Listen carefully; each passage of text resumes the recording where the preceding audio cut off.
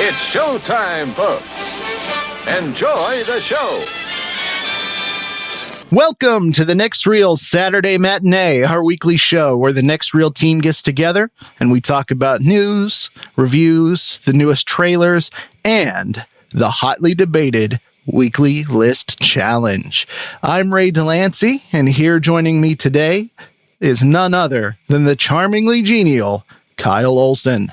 Oh, I thought it was going to be the other one. Hello. Rob, in his humility, said, I thought it was going to be me too. I got very excited, and then if the camera was on me, and the other one. that other schlub that's here. No, and also joining me is the ruggedly handsome and always majorly talented Rob Kubasko. Hello. He for whom the list challenge was renamed. Well, I mean, yeah, I'm probably gonna. Well, I'll get into it when it gets there. How are you, gentlemen? How goes it? Oh, pretty good over here. What about you guys, Kyle?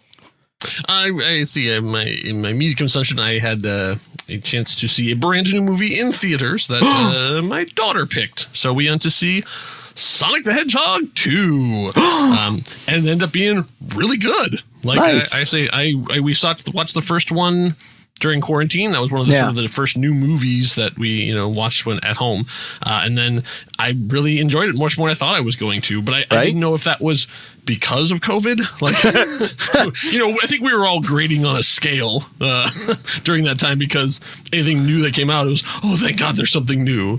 But I went in and it turns out, nope, wasn't a fluke. They really did. And I tell you, it's really nice to have Jim Carrey back and enjoying himself again. Yeah. He was having so much fun in that movie and it was just infectious and everybody just was, I mean, the whole audience was, even though it was a small crowd, because we went on Sunday morning, because for Mother's Day, their mother said, "Can you get these children out of the house and only for me for a couple hours?" I'm like, "I'm happy to," but it was still a really good time. And actually, it was way better than I thought it was going to be. So anybody who was missing the old Jim Carrey, he's still out there. So dude, I'm right there with you. I didn't see the sequel yet, but whenever I saw the first one, I was very surprised at how much I enjoyed my time watching that.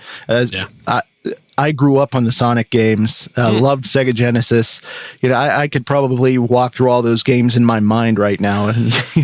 But I was pleasantly surprised. What about you, Rob? What have you been up to? I have a big viewing weekend that I'm gonna start to get into. My wife has decided she wants to watch The Lost City. We've got that coming up. Yes, Sandra Bullock and Channing Tatum movie that just hit Paramount Plus, right? Yes. Or HBO Max. I think it's HBO. I forget. It's HBO Max? It's one of the two. And then I think it's Paramount Plus because I went in to watch the new Halo, and I think it was and you saw were the advertising promo. That. And then I'm going to finish Moon Knight because I stuck with Picard. So what I had watched was I had stuck with Picard all the way to the end. Strange New Worlds, I'm hugely into. Loving that so far. So we've got that. We've got some shows to finish up, and then I'm going to do me some Tatum. Nice. I should have rethought that before that escaped my mouth, but it is. There's our pull quote. So there it is. That's it. Oh, man. You just reminded me how much I have to catch up on because with both Picard and Moon Knight, I waited for both series to finish so that I could binge them because I wind up just grinding my teeth waiting for the next week to come, the next show to come. And so I'm like, you know what? I'm going to stop and watch all of them at once. And I haven't gotten into either of them yet. So I really got to do that. I'm curious to hear your thoughts on Picard watching it in a binge because watching it week to week, I'm curious to see if in a binge it actually is better. Overall, how did it hold up for you guys, Picard? They stuck the landing, but boy, they really took their time getting there and took some weird wandering paths. I thought, by the time they got to the end, I was like 100% on board. I liked it. I thought it was infinitely better than the first season. Okay. And I actually enjoyed it. It is very predictable. There are some things that you definitely know, but it does some things that I did not expect. And it's pretty serious. It's a lot more, I would say if you follow what happens to Picard and what he confronts, it's pretty visceral. Like, I was surprised at how deep it went, and you'll see. I mean, that should be a good teaser for you, like, right? Like, now you want to see it because it is surprising. And the final episode, no, I mean, just to echo what Kyle just said, that final episode, there are moments there never thought I would see. One in particular that is so, it literally changes the relationship of two characters for the entire Next Generation line. Like, it puts it in a totally different light. And so they did a good job there. Sounds like that'll make you want to go back and watch Next Gen again, just to like look at these characters. Certain episodes, like, yes. Yeah, you're not wrong. Yeah. Yeah. Totally true. Let's take a look at the news, because there's a lot to look at today, not least of which is we have a new emperor. That's right. All hail Shaddam the Fourth. So for those of you that are anxiously awaiting the Dune sequel, Christopher Walken has been cast. What do we think of this? I know absolutely nothing of Dune because I am a loser. Have you seen Dune Part 1? No. Okay, well, so there's something else to add to your list. Right. Because it's really freaking good. And I say that not just as a person who has been eagerly anticipating this for many years and read the books and all that stuff. But, sure. Who can point to the Oscars and go, look, got nominated for a bunch of stuff. So, it's quality cinema. Yeah. But yeah, I'm super excited about this because Christopher Walken has kind of gotten into the rut of being Christopher Walken for a very long time. And we kind of forget how good of an actor he can be, because all he's had to do is basically be Christopher Walken for the last couple of times. So I mean, to go back to True Romance, to go back to Deer Hunter, I mean, like, to all these things that established him as a really, really powerful actor, then he kind of became almost a parody of himself, I guess, but and now we actually get to see him go like full on villain in this, and just be powerful and menacing. I cannot wait to see what Denise and him have come up with for Shaddam the Fourth. Well, it looks like he's also joining Florence Pugh and Austin Butler, and with those two on top of the already existing cast from Part 1, this is one heck of an admirable cast. Yeah, and Denise does a really good job of getting good performances out of his actors. So I'm excited to see what they come up with. Okay, so I'm along with Ray in terms of the uninitiated on Dune. Mm-hmm. Yeah. Is this he is the ultimate baddie? Is that what he is of this? Yeah, kind of. I mean, like, he's been the one who's been sort of pulling the strings. Okay. So I mean, I think George Lucas probably looked pretty closely at him when he created the Emperor. Okay. Because the Emperor. I mean. And I'm assuming go too far, right. That's a stretch. And I'm assuming that won't be the only reference to him in this episode. There is a.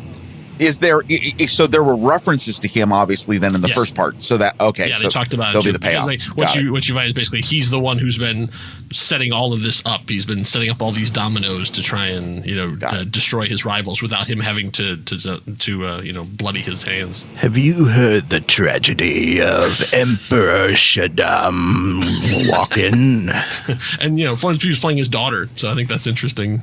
As you said, what we're not talking about is when we do our little data creation for this. I noticed this week, and I don't know if this has been a trend recently, but we put our own titles for what these news articles were. And the title for this one was "The Emperor Demands More Cowbell," and I was just about to say, as long as he brings some cowbell, then he hates that. I'm sure he's sick of that. I'm sure he's sick of it. I'm sure he's sick of a lot of things, like the watch. He had to go for years about the watch, and then So I'm hoping that this will be sort of his unbearable weight of massive talent, kind of moment where we get sort of like he'll go beyond the sort of persona that we have all created for him, and we go, oh right, there's a massive well of talent underneath that interesting way of speaking. Well, speaking of sequels, recently Doctor Strange in the Multiverse of Madness came out. It's doing great. And Sam Raimi, who helmed that movie, also helmed another quote-unquote superhero movie back in the early 90s, Darkman. And apparently, Darkman is now greenlit for a sequel. What do we think about this? You guys seen Darkman? Oh, yes. I've seen Darkman, of course. let Liam Neeson, like his first sort of big action movie long before anybody really sort of knew who he was or that he had a particular set of skills. Yeah. But it's an unusual choice of movies because that movie did not do terribly well. Nor do I think it's held in high regard by a lot of people. So, but somehow it spawned 2 sequels: The Return of Durant and Dark Man Die. Yeah, and they're worth everything you just said. Yes, I have seen them because you don't understand you people, you young folk out there, you don't understand how desperate we were for any type of comic book related stuff in the 90s. Oh, yeah. I mean, for God's sakes, David Hasselhoff was our Nick Fury. Oh, wow. Yeah. Thank you for reminding me of that, because I had put that out of my mind after trying so hard, and you just went ahead and put that back in there. Hey man, the multiverse, it's out there. So somewhere out there is the Hasselhoff verse. So yeah, this Darkman sequel, at this point, Universal has greenlit it. There's a producer attached, but no story or anything like that yet. So it's very early. We're thinking reboot? Who knows? I'm kind of hoping for a sequel, kind of like a Halloween 2018 type deal, where Liam Neeson comes back, because I think he's expressed an interest in doing so, if I remember correctly, but I don't remember for sure. I have to find my source. Yeah. That's Liam's thing right now. He doesn't want to do voiceover, doesn't want to do animated. That's where it stands with that. We had mentioned the Emperor earlier, and it seems that his apprentice, Darth Vader, will be returning in the Obi-Wan Kenobi series. And there's some exciting news for hardcore Star Wars fans when Hayden Christensen says that the lightsaber duels are going to be the same style as the Star Wars prequels, which were very nicely choreographed and very intense. Like there was some Nick Gillard action there. And kind of makes you wonder, what happened on the Death Star whenever Obi-Wan met Vader again. They were old men. Like, as someone who almost, tore his shoulder out, reaching up to a shelf that was just slightly above my head. Once you cross a certain line, your body just starts betraying you at every opportunity. And so, the two of them met, they're like, oh man, we really got to do this? Oh. Fair enough. But I'm interested to see how they're going to pull that off, because when they were doing it before, they were just in their smooth sort of Jedi tunics. But now Hayden's going to be in the big clunky armor. I don't think he's going to be flipping through the air and jumping on top of lava bots like he was in episode 3. Though I think what you're going to see is more of what you saw in Rogue One. I think it is going to be a much more vicious Vader, which is why I'm excited about that. I want to see that. Yeah. And here's the prediction: we are finally going to get a real battle damaged Vader. He's going to get spliced to the head. There's going to be the crack, that thing that you've seen in the expanded universe and done in all these different ways. We've never seen it in live action. We're going to get it. You don't bring back Hayden exactly just to keep him in the shell. Totally. Obviously there'll be flashbacks and stuff like that, but I think this is going to be the Vader duel to end all duels. See, Star Wars doesn't do flashbacks very often. If you think about it, we don't really see a lot of, sometimes they'll do you tapped chronologically, out. So you but they usually don't do I remember back in the time. Boba Fett tapped you out, huh? You don't want to see any more of those because that's all it was. Yeah. But interestingly, at least maybe you guys know the answer to this. In all the names they're throwing around about who's going to be in this, the name we have not heard is James Earl Jones. Ah, yeah. So when Darth Vader speaks, what is he going to sound like? That's a very good question. Either it's uncredited, they haven't said it to give the anticipation for it. Yeah. Or they found another voice actor to do it. Interesting. So you think they're going to do that? They're going to do this. They're going to do a sound alike. Well, they've done it with Luke. Yeah. Yeah. Well, no, Luke. That's the Luke algorithm at work. Well, right. But you could do the same. They're running it through the processor and doing that. So that is Mark Hamill's voice. Is just altered. But you could do Darth Maul. They did recast. Right. Mm-hmm. So when he showed up in Solo, that was not Serafinowicz. Right. That was Sam Witwer. Yeah. Okay. I think there's. So- He's definitely going to speak. It's just. I think Will it be Hayden?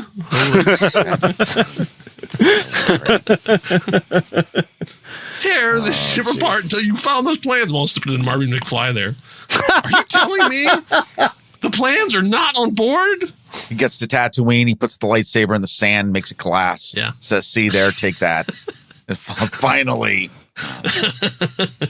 Okay, I'm going to sound kind of infantile here for a second. Have you guys played the new Lego Star Wars video game? Love it. Love it I so need much. to. I play it every day.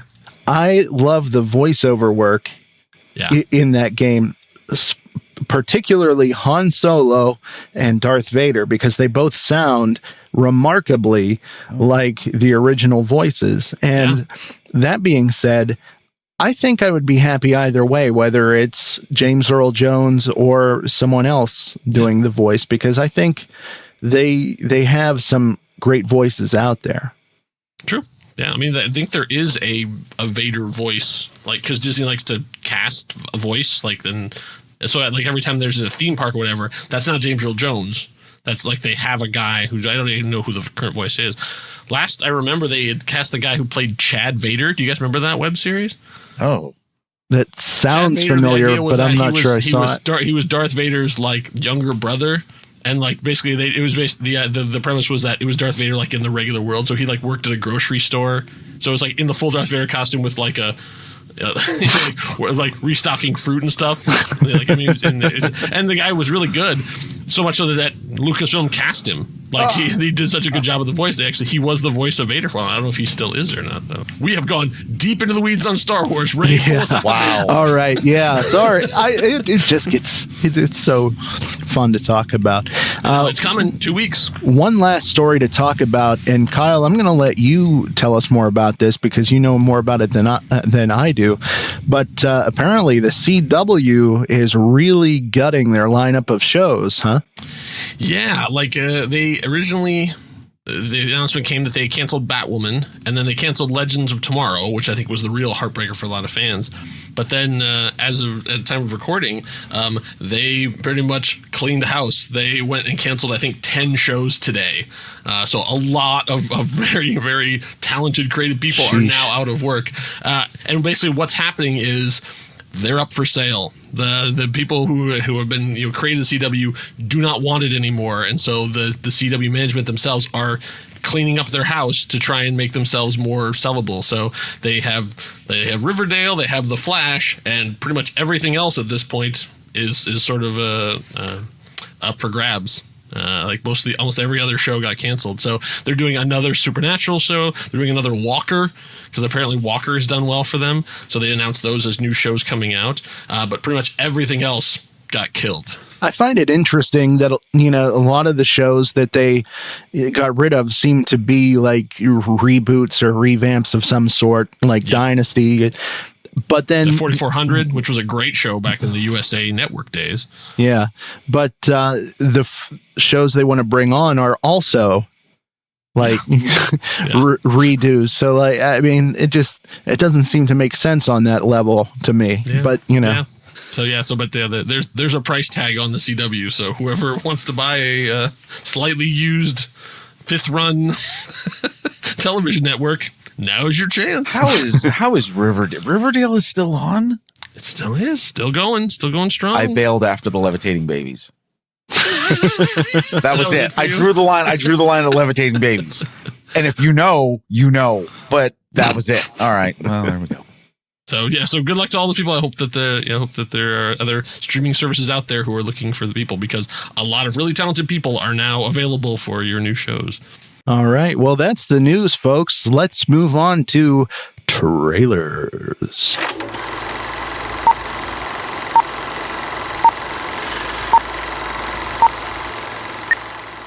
Well, not to toot my own horn, but I got mine in first this week. And that sounded like tooting. Was that tooting? I think it was tooting. Well, once a horn player, always a horn player. But I don't know about you guys, but it seemed like slim pickings in the trailer pool this week. Oh, yeah. But the one that I found and went with this week is a movie called Unhuman, which is a movie about a group of high school kids. They go on a field trip when all of a sudden their bus crashes near a biohazardous area, and they have to fight to survive from some zombie-like creatures. We're going to show you wallflowers, the perks of real flowers. Watch out, watch out. Wayne, you're going the wrong way. You want to go? Because we can go right now. This message is transmitted at the request of the United States Office of Civil Defense. We are under siege by a chemical attack. How bad is it? It's not that bad. So this movie stars Brianne Chu, who was in the I Know What You Did Last Summer series. Also, Drew Sheed. I don't know if that's how you pronounce his name, but he's one of the leads in it. It looks like he was the comic relief, I'll say, in the 2018 Halloween. And also we have Benjamin Wadsworth, who is in the sci-fi series Deadly Class. And this is going to, I guess this is a Paramount movie, but it doesn't say anything about it being on Paramount Plus, but it will be available on VOD on June 3rd. What did you guys think of this trailer? What do you think? Okay, so let me say two things. It's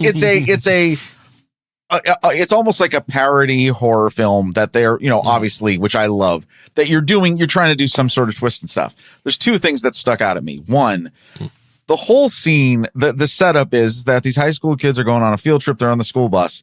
As soon as you realize that they're not in the right spot, immediately the entire windshield gets splattered with blood. And I don't mean splattered. It's like somebody threw a beach ball sized water balloon. It wasn't like they hit a bird. It was like they hit a water buffalo. Filled with blood. And I'm just going to say, I couldn't stop laughing. I was just like, oh my God, what has happened? And then the second thing is, the tagline for this movie is, the dead will have this club for breakfast. And I said to myself, whoa, not only are they in an abandoned club, but then there's the breakfast club to play. And I said, wow, somebody sat at their keyboard and went, I got a couple things I want to do.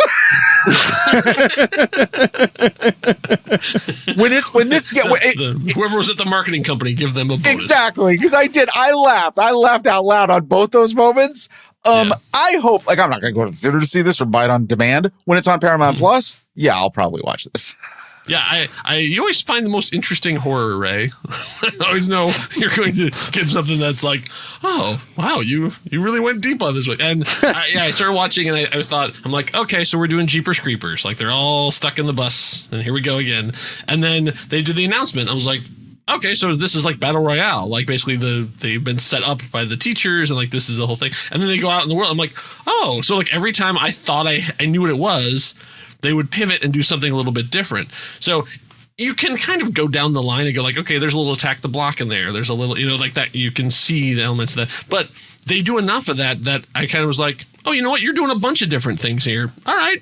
Like they won me over. I sort of went in like, all right, sure, another teen fighting zombies. All right, great. But by the end of it, I was like, yes, I'm absolutely going to watch this. It looked like they were having a lot of fun. I just had a thought. In the trailer, there's a part where after, the huge blood splatter that Rob is so fond of, it's like every kid on the bus hits their head off of the seat in front of them, because we all know how buses in this country have no seat belts ever. But wouldn't it be funny if, like, at the end of the movie, it turns out they were all dreaming this? Because they were out of it from the bus crash. Yeah. So yeah, that's Unhuman. Kyle, you were next. It was, and yeah, you're right. Boy, I watched a bunch of trailers, and so many of them were not things I was interested in at all. So this I wouldn't really hit high on my list, but I watched it. I was suitably impressed by what they've done. So in the grand tradition that we've been talking about of things being remade, there's another Resident Evil. This time it's on Netflix. So this is like a television series, and it's just called Resident Evil. Billy, Jade, welcome home. I'd like to build the world a home. I really think you guys are going to love it here. I had not really heard that this was coming. I guess probably because Netflix spent so much money, it's hard to keep up with all of the things that they're doing. But as I was watching it, I was sort of like, okay, that's all right. So it's an isolated thing. It's a thing. The people are moving in and doing experiments. All right, sure. And then they flash forward, like, jump ahead like 20 years or whatever, and you get to see the ramifications. I'm like, oh, if they're doing that, I'm way more interested in this, because if they're going to show us before and after in the same show and just jump back and forth, that's cool. Like, I have not seen that before. You get to see like something, you get to see like maybe in one of the episodes, a building is destroyed, and then you go back and in the flashback you get to see how that building was destroyed, like that kind of stuff. They could really do some cool stuff if they sort of move the timeline around like that. So I'm not hugely invested in the Resident Evil mythology or that kind of stuff. I know that stuff. I played the games, I watched all the movies, but I'm not really much of a stickler for them sticking to it. So any changes they want to make, I'm fine with that. What'd you guys think of it? You know what? So I love the original game. I got lost. I love the original movie, and then I got lost with like the sequels and stuff. This seems like a well thought out reboot. Like, if you're going to set it present day, and I would assume that part of this will be is that Raccoon City is this idealized utopia where outside its walls is not, right? And I think that's what probably their point is going to be, is that, you think you can void yourself from reality, you can't. And I think that story, if done, I think if it's done well and not really well, it just has to be graphic, because that's why everyone's going to watch the show. It's going to be entertaining, and I'll definitely give it. I will give it a few episodes just to see where they go and how they do this, just because of my fondness for the nostalgia from the original game. I have absolutely no past with this game series or this IP, so. This looked interesting. It's something that, I'd be willing to check out. And I know that there was a movie series. Mm-hmm. So yeah, I feel really out of my element right now. The other Paul Anderson. Paul W.S. Anderson. But it looks like a very interesting trailer. Like Rob said, looked very, very well done. It looks like something Netflix used their "you're not sharing passwords anymore" money to make. You could think, or the last remnants of what was left in the safe. Yeah. Yes. And so here comes a transition for you. And speaking of spending a lot of money, Rob. Oh boy. Tell us about your trailer. So my trailer. All right. So if those of you who went to go see Doctor Strange in the Multiverse of Madness, you were treated to a surprise trailer of a new coming movie for this Christmas, Avatar 2. The Way of Water.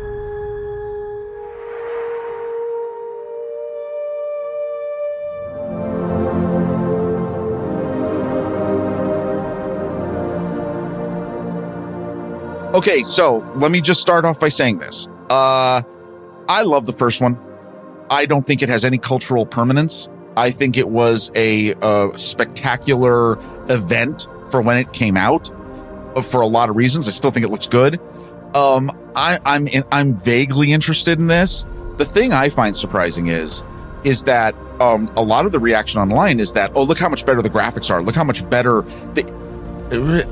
maybe like, okay, there is a moment when they focus on Zoe Saldana's face, and it's you can see the eyelash, the lights hitting different parts of her eyelashes, and the skin, and there's pores. Yes. That is all better. I got to admit, in this world, I don't know. I'm not. The only thing I'm impressed with is that fake out at the end of the trailer, where he rises out of the water, and you think for a second he's on a goose, and then that thing's mouth opens like where its nose should be, or where the bridge of its nose should be. And I was equal parts horrified and impressed, because I'm like, wow, that thing, you just think like, oh, look at that goose, and then you're dead. That's all I got. What do you think? What do you think, Ray? Well, like Resident Evil, I have no past with this IP. I love Cameron. I love the work that he does. I don't know why. Just when the first Avatar came out, it didn't seem like something I'd be interested in, and now, like, don't get me wrong, this looked like it was well done and everything, but out of solidarity with Avengers Endgame, I don't want to give my money to this franchise. It's not going to make Endgame money. No. It's not going to make Avatar money. It's not. No. That's what amazed me about it. I was so excited that this is finally real. Like, I'm a huge James Cameron fan. James Cameron has never made a bad movie, which, it's hard to admit, but absolutely true. But when I was like, oh, right, here it is. And I got to see it in the theater for the first time, and I watched it on video, which is so exciting to me. And I watched it, I was like, yep, that's more Avatar stuff. I don't think the marketing company realizes how much work they have to do, because just showing us a bunch of Na'vi is not enough, because like Ray, most people are just like, yeah, we've seen this. What's new? Yeah. What's different? I mean, it's been 15 years. Like, this is not Empire Strikes Back. Like, there's like nobody cares. Like, you're gonna have to redo all of this. My daughter watched it and she's like, that's it? Yeah. Like, she's never seen Avatar. My wife never saw Avatar. No interest in it. Like Rob was saying, it was one of those things that we all sort of experienced it together, and then everybody just went, yeah, right, and then just moved on. I'm interested to see how they're going to try and sell it to us as a huge cultural event when most people are just like, sure, the blue people, yeah, whatever. And you know what you can also tell is, like, they spent so much effort replaying those 3 James Horner notes. Yeah. With the chorus, yeah, and absolutely, of course, right? Big props, amazing work. Yeah. But like, you just thought, I think you guys you're overestimating how important this is, and like, compare that to what you just said, like the strings of Star Wars in a moment, or panning across the prairie with dinosaurs coming and the Jurassic Park theme playing. It's a totally different thing. This is not that thing. So. Yeah, we're going to see. I mean, I put it in because I was surprised. I didn't know this was going to be in front of Doctor Strange, and I was more excited to see something new. And then I saw it and I went, well. I like all the memes that have been showing up for this. It shows like Kate Winslet, me watching Avatar when it first came out, and then the next frame is Old Gloria Stewart, me watching Avatar 2 when it comes out. It's been 84 years. Yeah. So that was Avatar: The Way of Water. Great, guys. Good trailer picks, I guess. For trailers, slim pickings, trailers, yeah. But for those of you who are interested in the James Cameron thing and maybe not in the Avatar thing, there is a really good podcast out there. Unfortunately, not from the True Story FM family of podcasts, but it's called Blockbuster. And so it tells the story of James Cameron's rise. And it's actually dramatized. So they actually got Ross Marquand, who, among other things, is the voice of Red Skull in Avengers. Like, he took over the role when he sort of became ephemeral. And so he plays James Cameron. And so they actually have it dramatized, these moments in his life that led up to him becoming, the James Cameron that we all know. It's a really good show. They actually did, the first season was George Lucas, and then the second season was James Cameron. Nice. Yeah, and you can tell they spent some money on it too. But yeah, so check that out. It was a very, very good show, and I like seeing things dramatized, not just having somebody just reading essays. Did you have anything else, Rob? No, that was. He was trying to set you up to tell your funny joke, but you let it drop. Okay, my joke is this. So here's the deal: Avatar 2: The Way of Water. I'm concerned that there will be people who will confuse that as the sequel to The Shape of Water. And in a way, isn't it? You should insert the. You know what that means is, you know what the third one's going to be called? You're going to say The Boy of Water. He's going to play the football. And you know what? The foosball. And what is the deal with the kid? That doesn't make any sense. I don't even want to go into it. Like no, forget it. The hardcore Avatar fans, both of them. Ha ha. Zing. Stop. Somebody posted like, oh, this is clearly, the villain from the first one resurrected as a Na'vi. And I was like, what? Yeah, okay. Sure. Yeah. I guess so, but which is true. I'm going to have to the tattoo because I have no idea what you're talking about. I saw that movie 15 years ago. Well, he died. Stephen Lang's character. I remember him dying, but yeah. How is he coming back? Yeah, we don't. I don't know. There's a long way to go. I don't know. Enough playing games. We're gonna play a real game now. Ooh, a real game. All right. So if it's Avatar trivia, I'm not going to do well. Actually, it is. No, I'm kidding. No, there are filmmakers out there, like Edgar Wright and Quentin Tarantino, who make really awesome use of popular music in their movies. And I've been watching a lot of those two directors recently, and it got me to thinking, if you were making a movie, what songs would you use for key scenes? So what I'm going to do is I have 10 scenes or situations from movies, general type things. And I'll tell you what it is. And I want you guys to pick a popular song for that part of the movie you're making. Wow. So the first one we're going to do, and I have a pick for these as well, is I have to because I'm on the scale. Come on. The first one we're going to do is what song plays at the beginning of your movie to introduce your protagonist or hero? So do you have a name for this game? I'm just curious. I don't. Okay. I was thinking you probably use the James Gunn game because okay. I mean, right now he's the guy with the mixtape, right? There you go.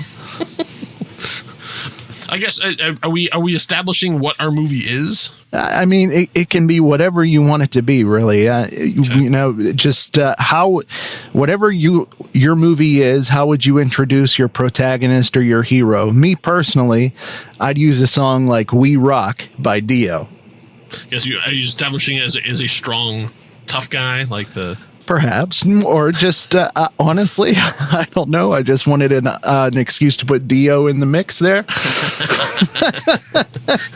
I guess you got to go for whatever your sort of vibes are. So I mean, I guess if you're doing a romantic comedy, you're going to have your light pop song. If you're going to do your action thing, you want something heavy guitars. You want some Soundgarden or.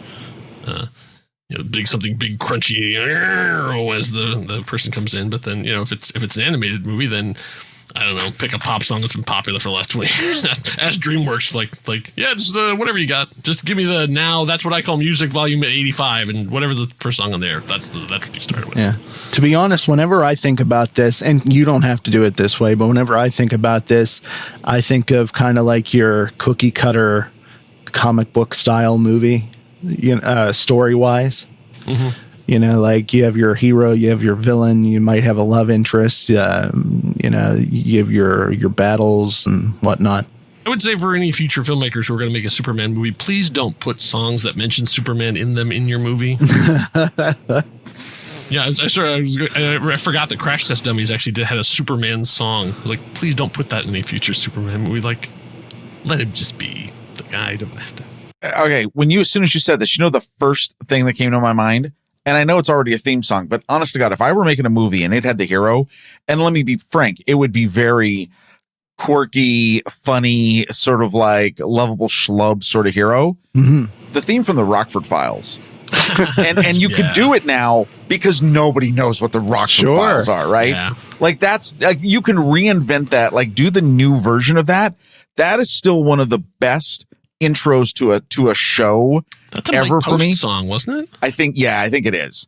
And also one of the interests, like all that is still shots. Do you remember? It's just James Garner, he's in this car and he's talking and he's getting mustard on his tie, putting it on a hot dog. That's my song. The Rockford Files theme. I looked it up real quick. It doesn't have a name. It's the Rockford Files theme. That's it. Nice. I would say there've been a lot of rumors. I mean, especially there's a Fletch movie coming. Yes. Another Fletch something. I even heard there's a Columbo. They were talking about doing a Columbo thing. But why haven't they redone Rockford Files? There's I feel like that's what we're missing is the schlubby detective. Down on his luck, trying to accomplish something. There's my movie. I want to have that. I want to have the guy who's just one step ahead of being, kicked out of his apartment or the drug lord or whatever it is. Just always the boulder's always catching up to him. Like that guy. They don't have those anymore because our guy, everyone is always no, I'm excellent at my job. I know how to do everything. It's no, I want the guy who always falls over, but then gets back up again. Does that then? That was a 70s thing. It's totally just gone. Does that end up every episode then begins with an old broken down iPhone SE where his voicemails are there, and he presses the latest voicemail, and you hear the voicemail, and it's cracked. That would be, the screen is cracked. Yes. Yeah. All right. Sorry, we divulge or diverse or whatever the word is I'm looking for. Yeah. You're fine. So, Kyle, Schlubby Detective, what's his music? Oh, wow. Well, that's a good one. I would say I wouldn't want anything too like peppy and upbeat. Like he's not like I would think something that and also not jazz, because I think we've played that enough, guys. I got this rare. Like, no, shut up. Just go back to La La Land. They don't need you here. I think it'd be interesting because we've come so far around. I think it'd be interesting if he was a '90s grunge fan, because like now it's 30 years later. That's oldies. So like that he's like playing Pearl Jam or Stone Temple Pilots, that kind of stuff. Like the mood that he like, yeah, screw the system, man. Or no, you pull like a cinematic pop version of Smells Like Teen Spirit. Like it's like that kind of Yeah. Oh. Yeah. I like that. All right. Even flow. That's what it is. It's even flow. Man, the first thing I thought of when you said that was Man in the Box. Oh yeah, there you go. Yeah, or even like Rooster. All right, that's my guy. So yeah, it's based. I guess my show is in Seattle apparently. So I think I'm making Stumptown. So I'll have to figure out some way to sort of pivot off of that. All right, so we have our protagonist in our respective movies. Now let's introduce our antagonist or our villain. What music you got? Oh, that's good. I feel like the classical thing's kind of played out. Once Hans Gruber opened the vault and Beethoven played, I think you can't like have him like listening to like Rachmaninoff and be like, Dude, I'm laughing because this is how this works, right? I'm going down a certain path. Yeah. If my movie, because of the Rockford Files, the villain is the theme from Sanford and Son. It's just literally like down.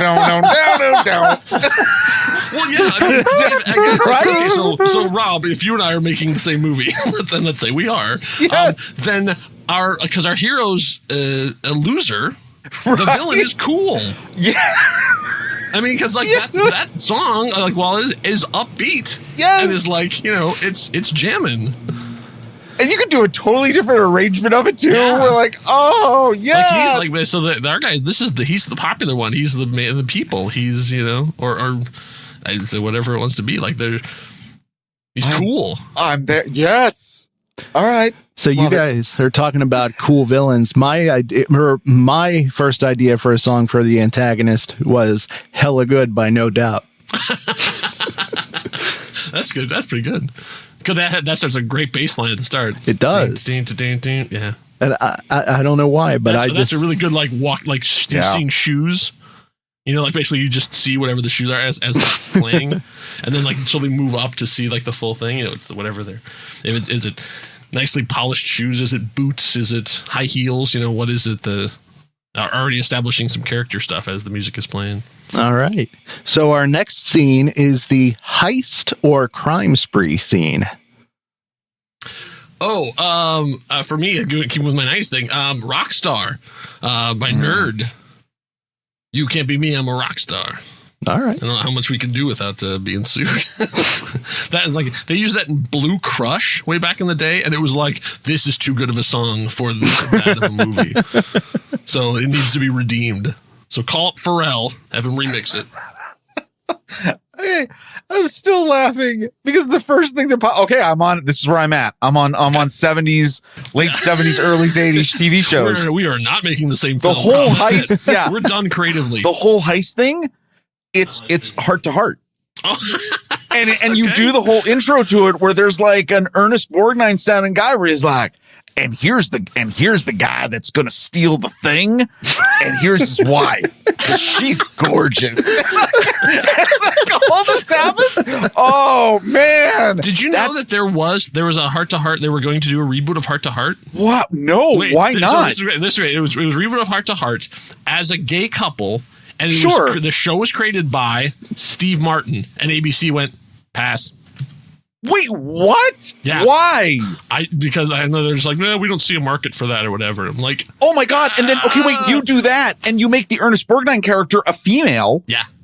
What? No, that's amazing. What? I know. It's one of those things.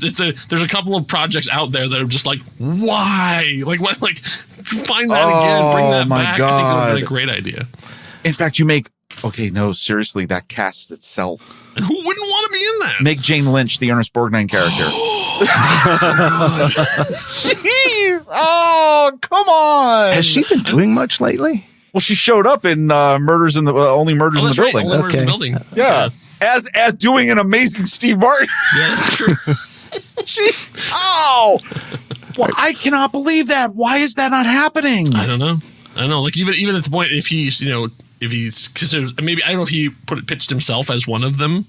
Like that he was him and that now just make that show. Like you're an award-winning writer and like you can sell Only Murders in the Building and you can produce that show and it'd be fine. We're ready for it. There's plenty of services. You know what they could do? Call up Roku. Apparently they're spending some money. If Martin Sheen and Sam Waterston have nothing to do with their characters after okay, seriously, and that's what they become. Like, jeez. All right. That's real quick. Picture this: my idea for a perfect song for a heist just got paid by ZZ Top. Oh, okay. That's good. The next one, the love or sex scene. We're adults here. Well, I love how you said love or sex. They're not always one and the same thing, my friend. I want to put an Alanis song in here, and I can't figure out what one the best to be because like the stuff of Jagged Little Pill are very angry. What I do, and Still, which is a slower one, actually is about God. So maybe not that. Depends. I would be tempted to use "Are You Gonna Be My Girl" by Jet. Oh, that's interesting. Oh wow, that's much more energetic than I was. Well, yeah, I know. Like, well, at first I was thinking like, what's that like sultry saxophone song I'm looking for? But then I thought, that would be What you got, Rob? So, and it did pop into my head initially, but I was like, "There's no way."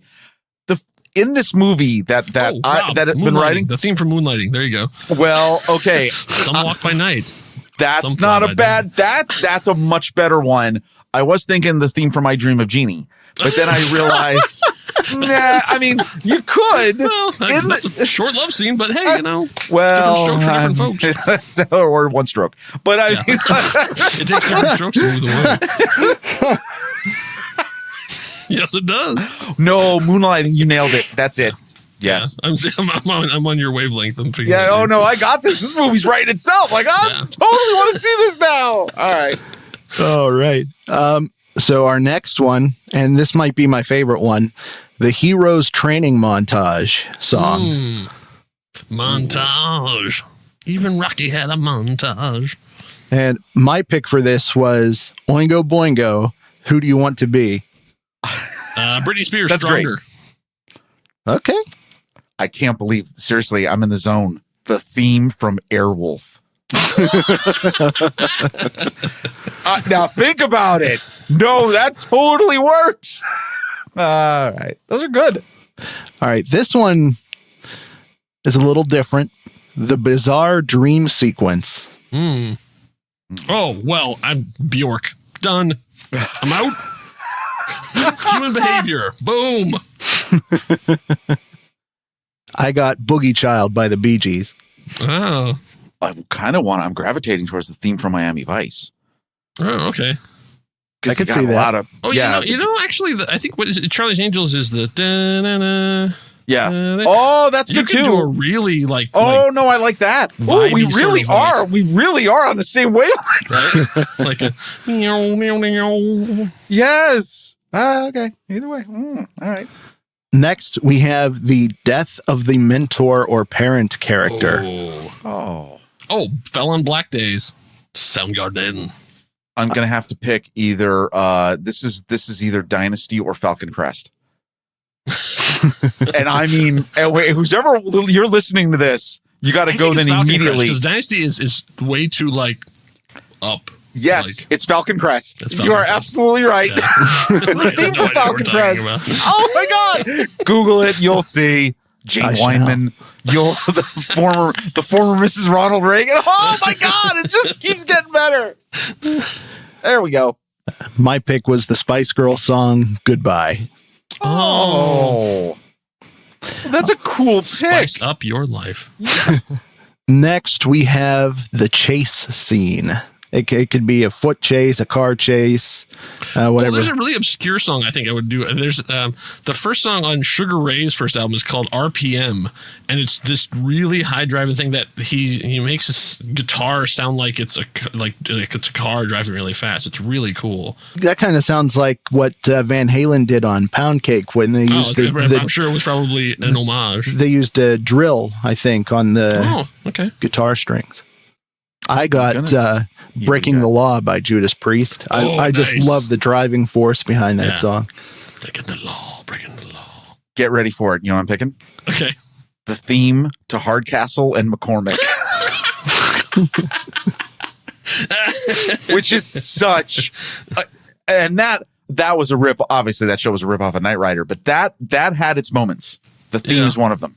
There's one theme I'm keeping in my pocket waiting for the right moment. Okay. Spring it on you. I'm hoping something comes up. All right. Next, we got two left. This one, the final confrontation between our hero and villain. I got to tell you, I knew this one right off the bat because I've always imagined it in my head, and you're going to judge me for this, but I don't care. I always wanted to hear a standoff between the hero and the villain. I always wanted to hear the song, the Macarena, the Bayside Boys remix by Los Del Rio. That is a very Quentin move of you. For me, it would be Metallica Fuel. All give right. Me fuel, give me fire, give me that which I desire. Okay, first thing that popped in my head as soon as you said that, I was thinking the theme from V, the original series. Ooh, okay. That's a cool standoff. Yeah. And last but not least, we have our end credits song, which really can be anything. Into my pocket, I'm pulling out the card, I'm handing it to Rob, and it's the theme from Simon and Simon. Oh my God. On. Is that not the best? Yes. Okay, anybody who didn't grow up in 70s or 80s television is like, what the hell are you talking about? Yes. You absolutely need to go look these up. I can't do better than that. It's Simon and Simon. For my closing credits, then, because I gave you, I will let you pick the Mike and the Mechanic song that you want to have playing. Oh my God. Wait, what would that be? Think about that while Ray tells us his. Go ahead. I always thought a really good one for end credits would be Deep Purple's Highway Star. Oh, I have not heard that song. Interesting. Well, you know what? If you wanted to make it very, sort of wrap it all together, Journey Home, Going Home is a great song by Mike and the Mechanics. Okay. Oh, I would pick that. That's appropriate for the wrapping up as everybody's like hugging and freeze framing. Oh my God. And if you listen to that song, listen to Going Home by Mike and the Mechanics, and you'll be like, yes, that's perfect. Simon and Simon. You're right. You know, holy cow. Rob, I have to say, I've been following your choices with bated breath and I'm a little disappointed now that we've reached the end because I was really hoping that one of your picks would have been, believe it or not, the theme from The Greatest American Hero. So I got to tell you, no. Well, that's not a bad idea either. That would have worked. I was really hoping that I could have. Okay, that's good. I was almost thinking, could I use Bosom Buddies? Could I use Too Close for Comfort? Because Too Close for Comfort, that's a show. That's if there's ever been a show that needs a reboot, Too Close for Comfort. Wow. Who's our Ted Knight? This is the problem with the world right now. We don't have a Ted Knight. Anyway, all right. That was great. That was really fun. I would like the audience to go into Spotify and build those playlists for us. Yes. Do it.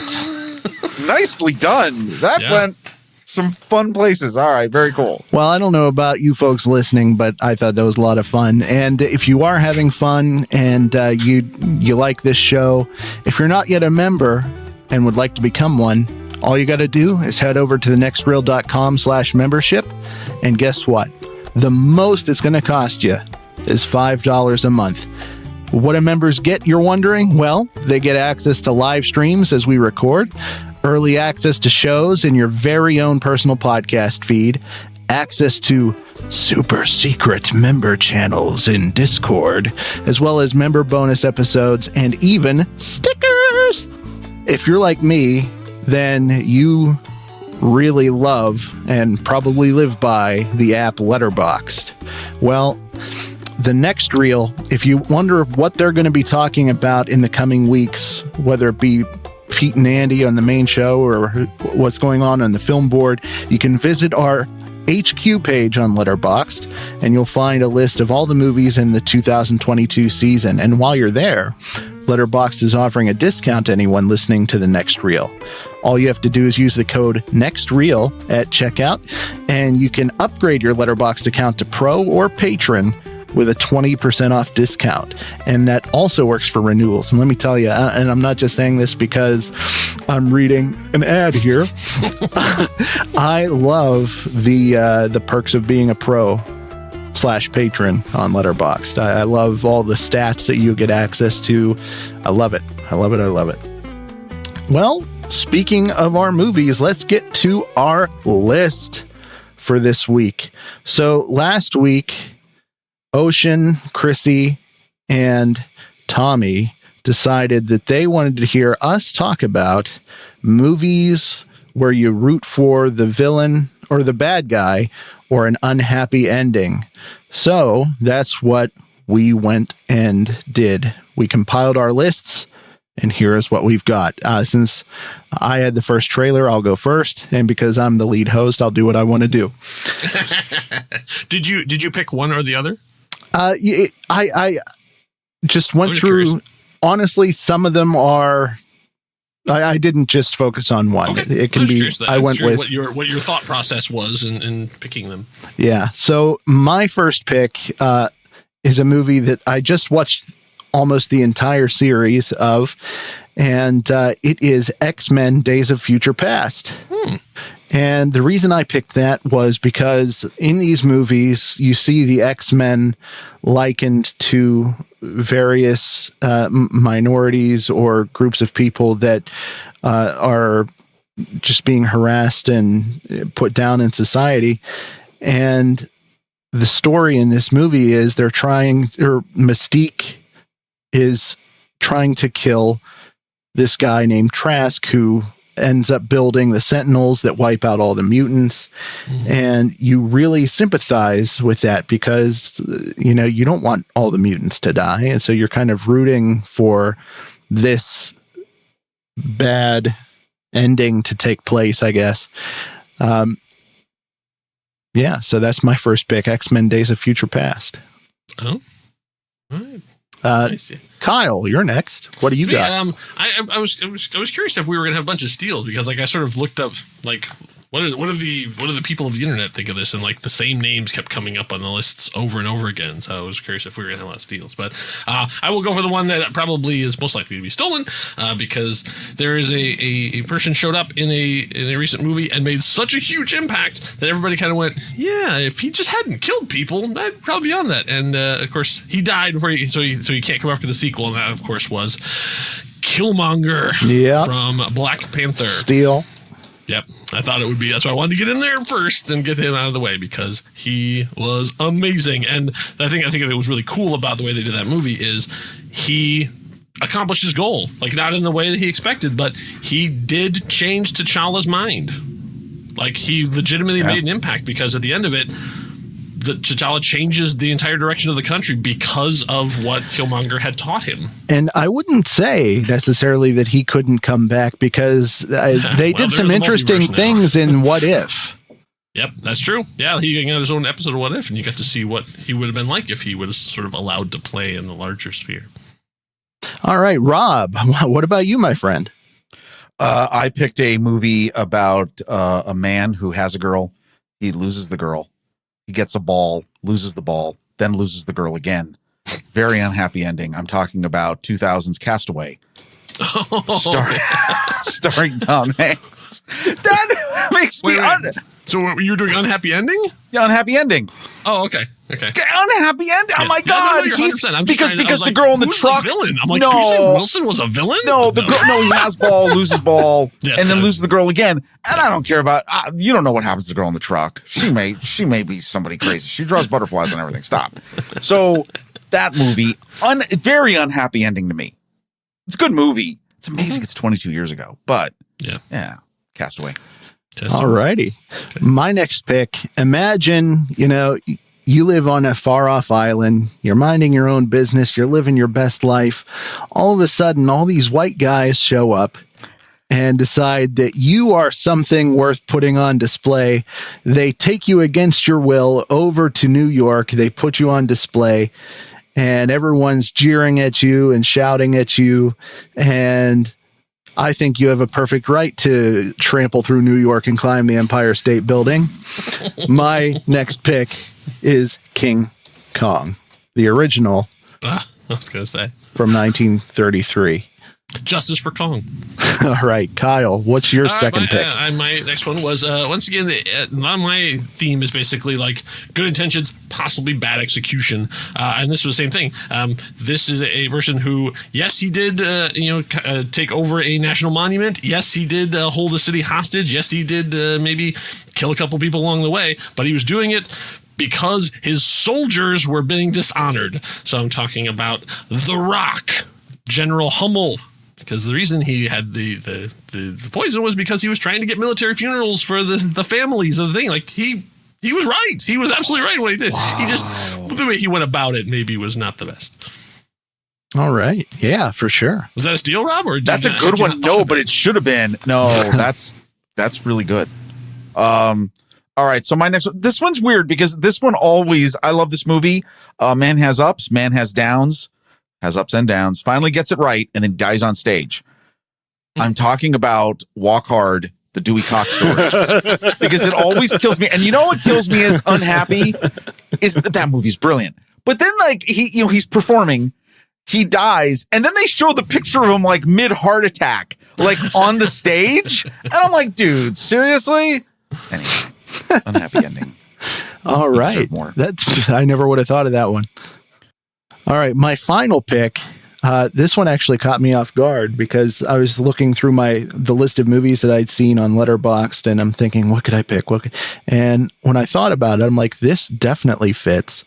And my pick is The Last Temptation of Christ. And the reason I picked that, I love the quizzical look. The reason I picked it is, obviously, first of all, let me just preface by saying that this is not your traditional depiction of Jesus Christ in this movie. But, you see him as a man, and he's just going through a bunch of stuff that seems unfair. He doesn't want to go through, and he's going through all the stuff leading up to the cross, and he's nailed to the cross, and just before he's about to die, an angel appears to him and says, you know what, your father is satisfied enough. You can come down, live the rest of your life. And that's what the last act of the movie is. We see what would have happened, quote unquote, if he had lived the rest of his life the way he wanted as a man. And we see him get married to a couple of people, and we see him have children, and we see him, just growing old, and kind of like, this is a guy that kind of deserves a happy ending. And then you find out, hey, guess what? That angel that told you could get down was the devil the whole time, and you just screwed all of humanity by doing this. And so he basically but it makes the decision that, this never happened. I'm gonna die the way I'm supposed to on the cross for the sins of humanity. And but there's that tiny little part of you while watching that movie that's like, I really wish he had gotten the ending he wanted and that he deserved. You know what I mean? What a deep dive. Well, I think that's what he intended. I think he was trying to really explore for the followers of that tradition. Like, what does that mean? What does total humanity, total divinity, and how does that play into this? Okay, now it's been a while since I've seen it, though I use clips of this in a class that I teach actually regularly, because it has by far the greatest depiction of the rising of Lazarus that any of the Jesus movies has. By far, because the Lazarus is rotting. Like, I will just say that for those of you who haven't seen that movie before, right? Like, that's the thing that makes it great. But I don't know if his intention was that he made the choice. I think exploring the divinity is that in his mind he could do a Doctor Strange and go through all the permutations of how this would actually like play out, and then at the same time come back and realize, yeah, no, I'm not going to do this. I have a better choice, because ultimately for that tradition, the unhappy ending is the happiest of endings. So it's an interesting thing. Like, but guess what? Mission accomplished on the movie, because that's what his goal was, to help people, or at least to encourage people to consider that yes, it's the suffering and the unhappiness is a part of that story. You started talking about this, and you know, like that you were doing it last year, and I was like, is Ray about to do movies where you root for the villain for Satan?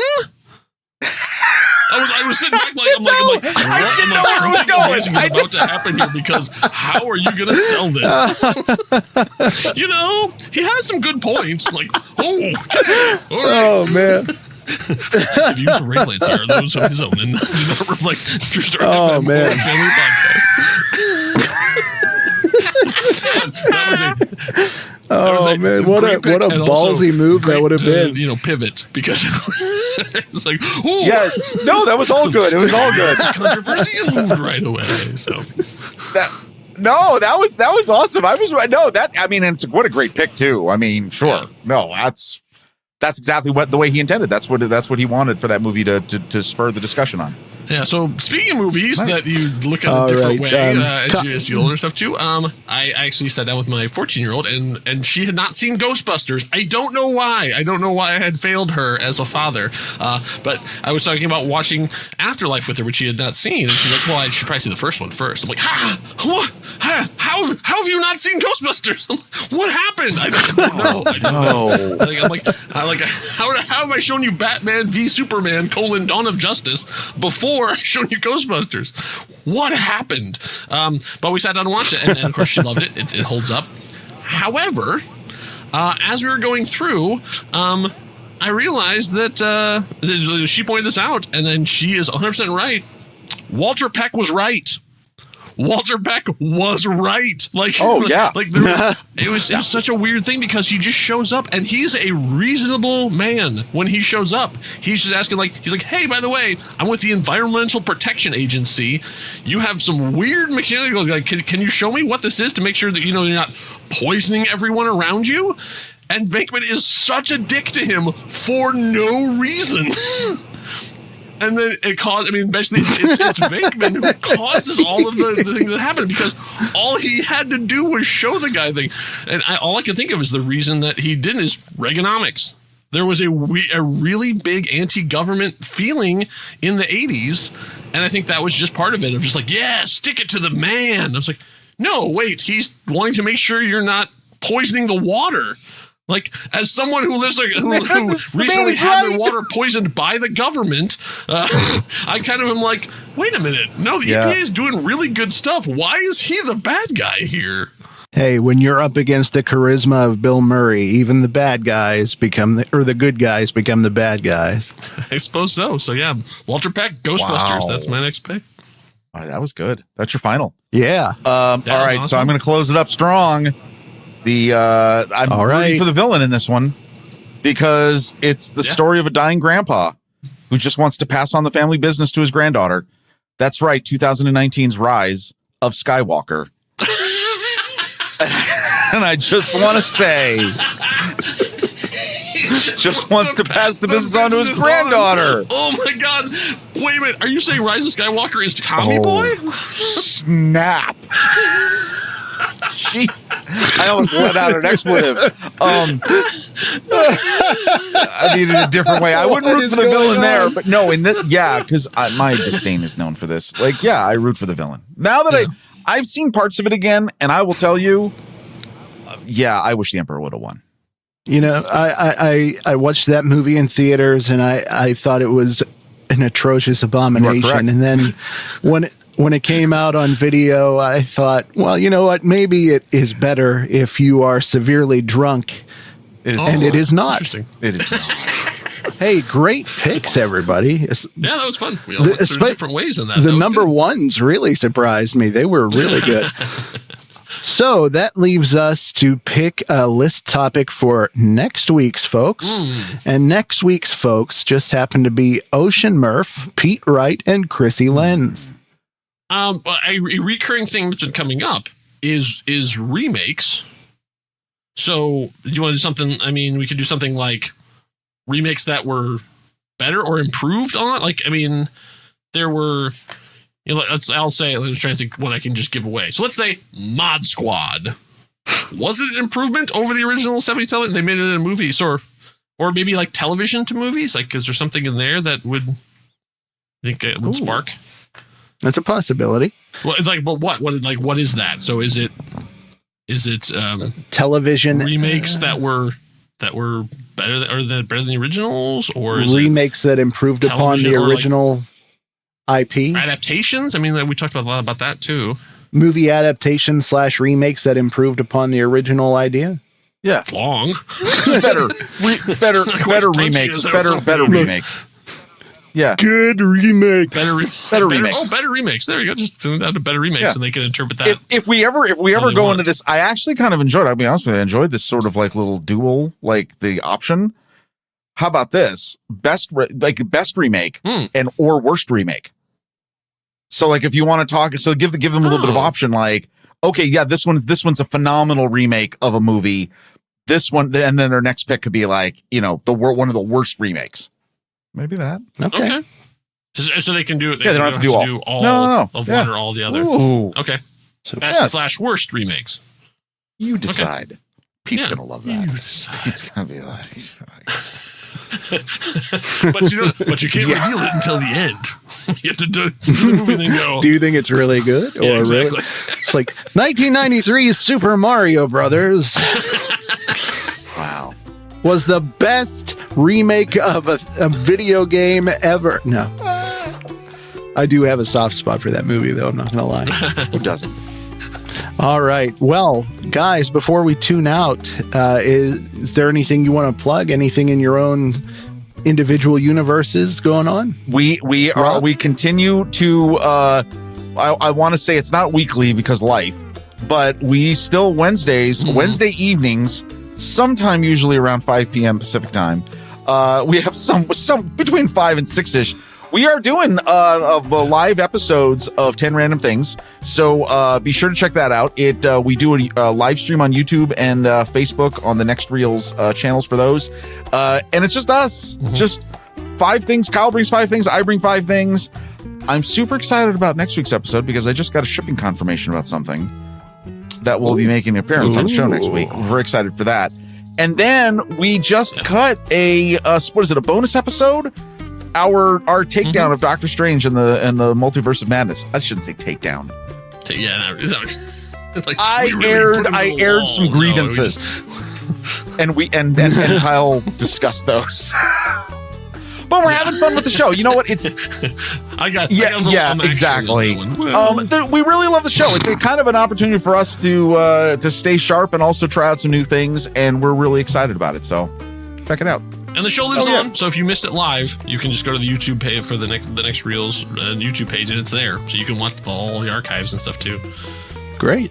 Anything else from you guys? The Curiosity Codex is still up and running. I've edited the next group of them, so like for the rest of the month, they're in the chute, ready to go. So my conversation with film director Mandy Fabian continues as she takes us through every agonizing step of making your first movie, from all the way setting the budget all the way through to post production and all that stuff. I mean, like I actually wanted to get to show people just how unbelievably complicated and fascinating it is on every step of the process. And so she was very kind enough to spend many hours with me going that, and we're still going on because like post-production is still going on her film.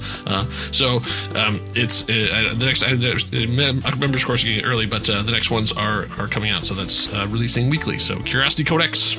Check it out. She is a wonderful storyteller, and I'm a terrible interviewer. So watch the two collide. Folks, we thank you so much for tuning in to Saturday Matinee. We hope we didn't annoy you too much, but it's been great. We hope you've had a great time, and we'll see you next week.